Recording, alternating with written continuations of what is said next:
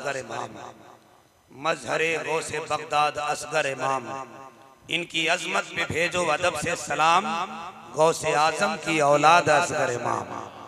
इनकी अजमत पे भेजो अदब से सलाम, गौसे आजम की औलाद असगर इमाम।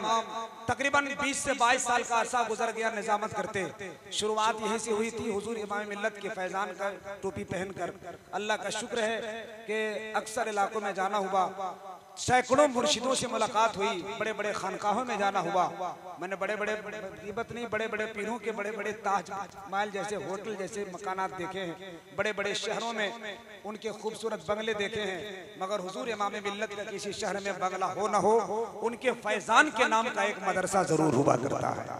तभी तो मैं खुलकर बोलता हूं कि जो काम हो न सका अच्छे अच्छों से, वो काम रब ने कराया अली के बच्चों से। जो काम हो न सका अच्छे अच्छों से, वो काम रब ने कराया अली के बच्चों से। ये मेरे मुर्शिदे बरहक हुजूर इमाम मिल्लत का एक अजीम फैजान है, और उन्हीं का पूरा सरापा, उन्हीं की पूरी तरबियत, उन्हीं का पूरे मशगला, उन्हीं का मुकम्मल तौर पर सरापा हुस्न लिए हुए हुजूर अजहरी सरकार जानशीन इमाम मिल्लत की सूरत में हुजूर इमाम मिल्लत के कारवां को आगे बढ़ा रहे हैं। दुआ करें मौलाए कायनात इन का साया हमारे सर पे तादेर सलामत रखे, और फिर इन तीनों शहजादों की उम्र में अल्लाह इकबाल बुलंद फरमाए, ताकि मजहब मिल्लत की ये खिदमत अंजाम देते रहें और इनके साए तले हमारी जिंदगी के लम्हात गुजरते रहें। तमहीदी गुफ्तगू की बहुत सारे शोराए कराम रह गए हैं, कुछ शोराए कराम ऐसे हैं जिनकी नजर नहीं हो पाई, और कुछ लोगों ने कहा कि वो नहीं आ पाए हैं। बहरहाल जो बच गए हैं मेरे भाई, हम उनसे मुअद्दबाना गुजारिश करेंगे, आप किसी तरह के दिल पर न ले, चूंकि वक्त और हालात ऐसे थे और जरूरत, अब चूंकि वक्त एक मुद्दत तयन रहता है, वक्त मुतय्यन रहता है, लिहाजा जो बच गए हैं हुजूर इमाम मिल्लत का हुक्म है कि आप रुकें, कल इंशाअल्लाह 9 बजे के बाद से 1 बजे तक बकिया बचे हुए शोराए कराम को पढ़ाया जाएगा।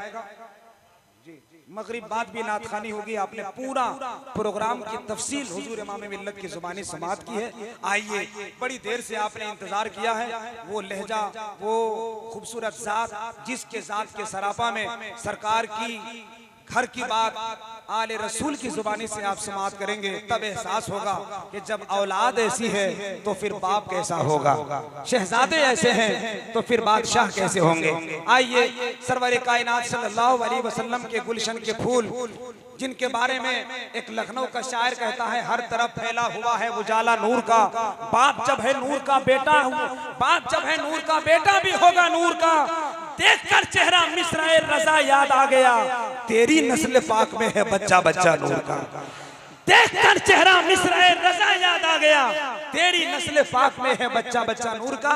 आइए, हुजूर इमाम मिल्लत की मुस्कुराहट, जलाल, तक़वा, तहारत, इक़्तिदार, मोहब्बतों की अजीम अमाजगाहों की जो तरबियत संभालने वाली जात है, वो खूबसूरत 3 मुकद्दस और मोहतरम जात की शक्ल में हुजूर अजहरी सरकार, हुजूर बगदादी सरकार, हुजूर जिलानी सरकार की सूरत में अभी इस वक्त मेरी ख्वाहिश है, आप सबकी ख्वाहिश है कि हुजूर बगदादी सरकार जो बहुत ऊंचे कद के ताल्लुक रखते हुए एक ऐसे तालीम की ओर जा रहे हैं जिन्हें पूरी दुनिया सियासत भी इन्हें सलाम करेगी और दुनिया तालीम और तरबियत भी इन्हें सलाम करेगी।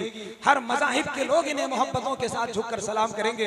अल्लाह बुजुर्गों का फैजान इन पर जारी उसारी रखा है। मैं चाहता ये हूँ कि कई ज़ुबान में खिताबत करने वाली वो ज़ात शहजादे हुजूर इमाम मिल्लत हुजूर अजहरी सरकार के नक्शे कदम पर चलकर खिताबत का दरिया बहाने वाला एक प्यारा लहजा बगदादी सरकार की सूरत में करीब हो रहे हैं। आइए जरा हाथ उठाइए, मोहब्बत के साथ नारा लगाइए। अगर इस वक्त किसी का हाथ नीचे रहा तो मैं समझूंगा कि आपने बेमन से मोहब्बत किया है। अकीदत और मोहब्बत और एहतराम के साथ जब अपने मुर्शिद की औलाद आ गए तो लोग साहब आंखें छोड़ो, हाथ छोड़ो। मैंने अक्सर देखा है कि लोग आंखें बिछाकर तैयार किए हैं, इंतजार किए हैं, इस्तकबाल किया है। हाथों को उठा लीजिए, पहले उठाइए और अपने मुर्शिद के खूबसूरत शहजादे का इस्तकबाल ऐसा कीजिए तो लोगों को पता चले कि नबी के चाहने वाले दीवाने अपने मुर्शिदों का इस्तकबाल ऐसे करते हैं। नारे तकबीर, थोड़ी सी आवाज और बुलंद हो जाए ताकि लोग सो रहे हैं वो बेदार हो जाएं, तकरीर सुनने को तैयार हो जाएं। नारे तकबीर, नारे रिसालत, फैजान सैयदना पाक अक्सर रुखे जमाल ने महफिल सजाई है, इस दौर के बिलाल ने महफिल सजाई है।